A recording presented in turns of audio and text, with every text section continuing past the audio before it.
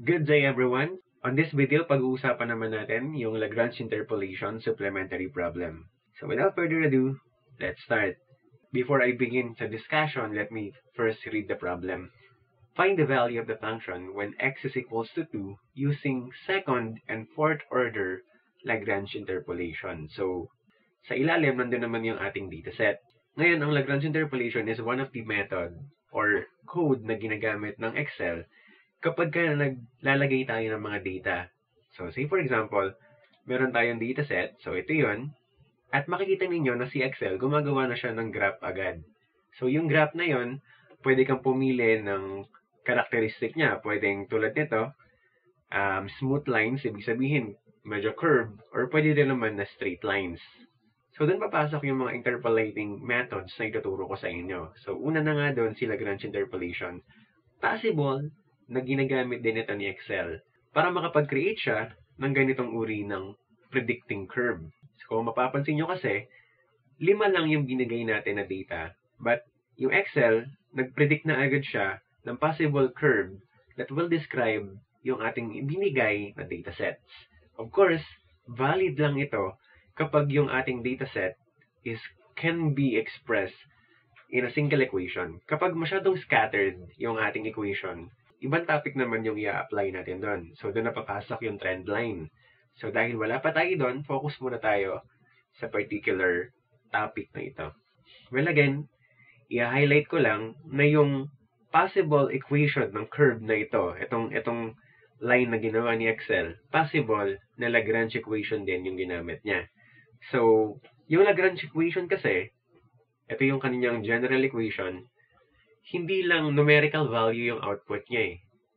Pwedeng kapag hindi mo nilagyan ng value itong x, yung magiging output niya is a polynomial equation. So, depende kung anong degree. Doon na nga papasok. Kapag first order, ganito lang yung magiging equation. Kung mapapansin mo, linear siya kasi kapag sinimplify natin, yung x magiging first order lang. Ngayon, kapag second order Lagrange naman ang ginamit natin, mapapansin mo na it is a multiple of 2 variables. Kaya magkakaroon tayo ng x squared. Kaya nga ang tawag sa kanya ay second order or sometimes quadratic interpolation. Kasi magiging second order yung ating highest variable.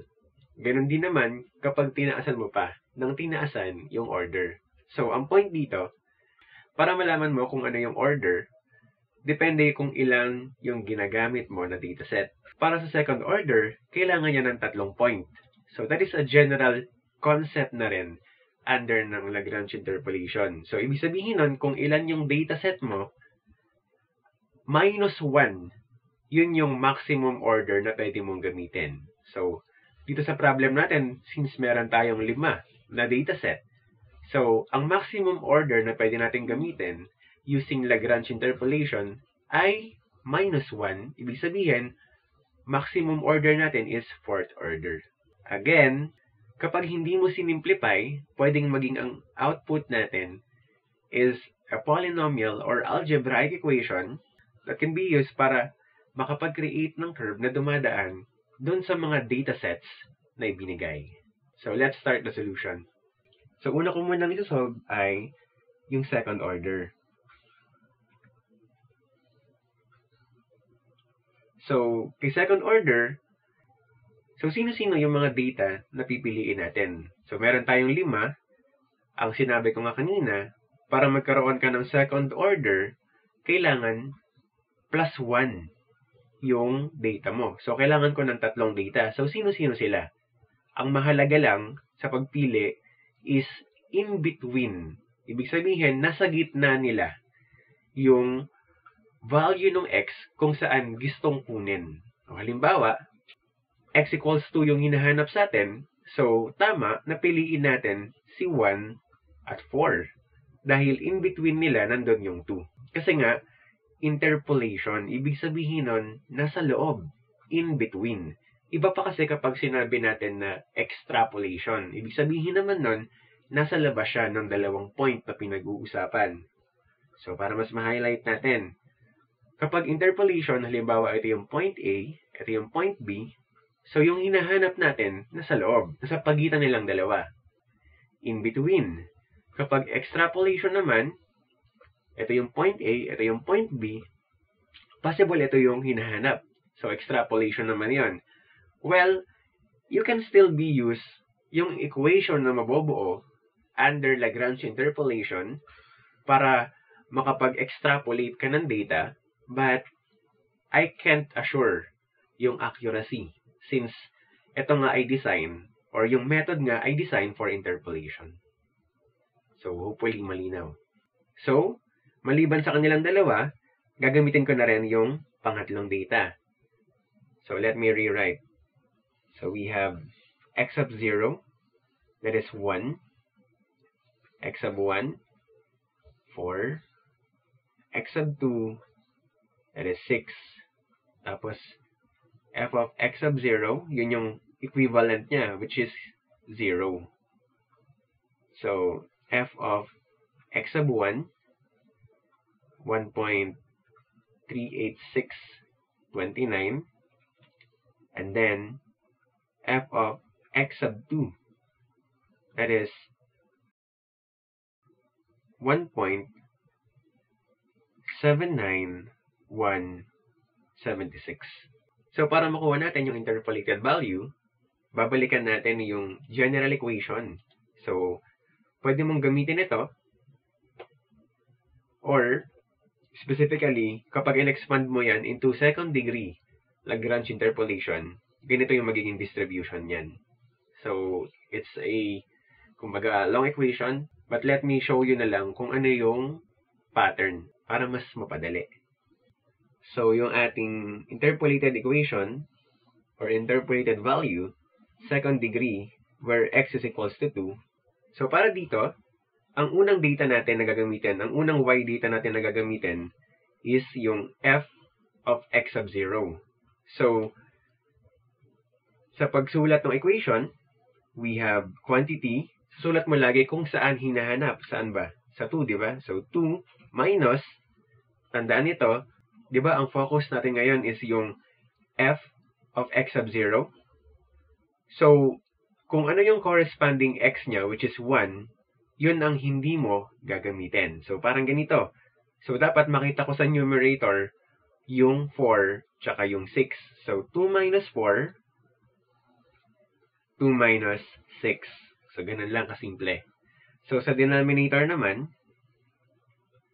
instead naman na yung 2, papalitan mo siya ngayon ng 1. So, laging ganun yun. Kung saan naman yung corresponding value of x. So, magiging 1, tapos kokopyahin mo lang ito, tsaka ito. So, 1 minus 4, and then 1 minus 6. And then, mumultiplied mo sila kung saang data kayo nakatutok. So, that is 0. Okay? Plus, okay, dito naman tayo naka-pivot ngayon. So, again, sulat mo kung saan hinahanap. 2 minus. So, dapat, hindi ko ito makikita sa numerator. So, we have 1, 2 minus 6 all over. Tapos, makikita ko na ngayon siya dapat sa denominator. So, we have 4. Again, kopyahin mo yung part na to, tsaka yung part na ito. So, minus 1 and 4 minus 6. Tapos, multiplied kung saan kayo nakapivot or saan kayo nakatutok na point, which is 1.38629.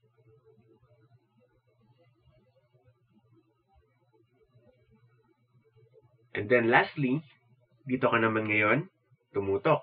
So we have plus. So 2 again minus. So ito naman dapat ang hindi makita sa numerator. So we have 1, 2 minus 4 all over. Tapos ngayon naman papalitan niya yung 2. So we have 6 minus, kopyahin, 6 minus, kopyahin, and then multiplied by y. So we have 1.79176. And once na i-punch mo yan sa calculator, lalabas na ang sagot ay 0.56584. So, using second order, yun ang predicted value niya kapag x value natin ay 2. Kasi meron tayong value ng x, which is equals to 2, pero wala tayong value ng y. So, yun yung hindi natin alam. So, second order, ito yung ibinibigay niya na value ng y. Sabi ni second order. So, ito daw yung y na yun.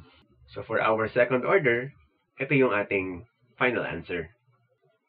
And then, tulad ng binanggit ko kanina, habang dumadami yung nagiging involved na data, mas nagiging accurate yung prediction. Siyempre, kapag mas marami yung nagbibigay ng impormasyon, mas nare-refine at mas nagiging tama yung ating prediction.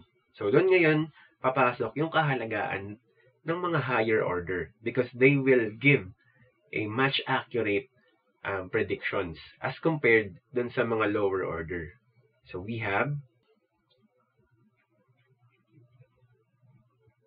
fourth order.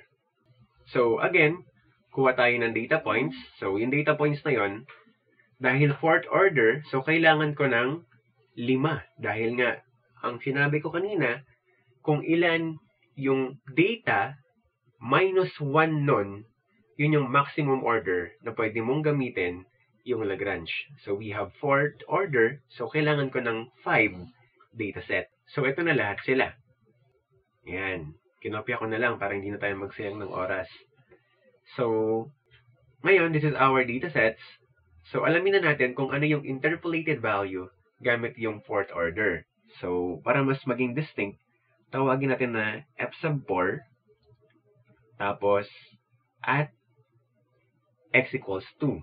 Ngayon, yung pattern, ganito. Kapag second order, pansinin mo, 1, 2. So, ina-expect natin kapag fourth order, 4 ng parenthesis rin yung imumultiply natin. So that, yung magiging resulting equation has a maximum value or maximum order of 4. So again, yung magiging pivot natin this time is yung point na to. So, same pattern pa rin. So, kopyahin mo. Saan hinahanap? 2 minus, ito dapat yung wala sa numerator. So, we have 2 minus 4, 2 minus 6, 2 minus 10, 2 minus 13. Ngayon, para naman sa denominator, lahat ng 2, lahat ng 2 sa numerator, papalitan mo ng corresponding value, which is yung 1. So, we have 1 minus 4, 1 minus 6, 1 minus 10, and then 1 minus 13. As well, multiplied sila ng corresponding value na y, which is, this time, 0. Plus, so second pivot na. Dito ka na ulit. So, dyan ka naman, again, 2 minus, uulitin ko, ito naman ang wala dapat sa numerator. So, we have 2 minus 1, 2 minus 6, 2 minus 10, and then 2 minus 13. All over, lahat ng 2 papalitan natin ng corresponding value, which is yung 4. So, we have 4 minus 1, 4 minus 6, 4 minus 10, 4 minus 13. And then multiplied by corresponding value na y, which is 1.38629.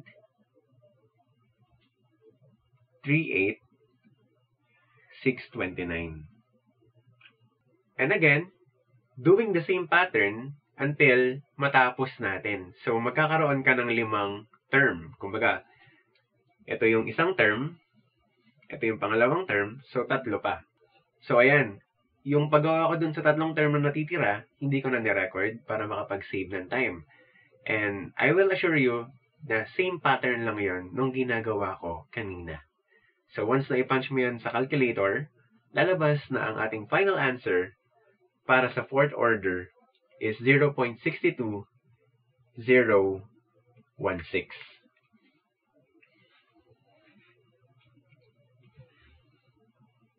Again, the higher the order, the more accurate yung ating interpolation. So this time, ito daw yung y value kapag ang x natin is equivalent to 2. So hopefully na deliver ko ng maayos yung pattern para mas madali mong magawa yung Lagrange interpolation. So that's it for this video. Hopefully you learned something new. So salamat sa panonood at laging mag-iingat.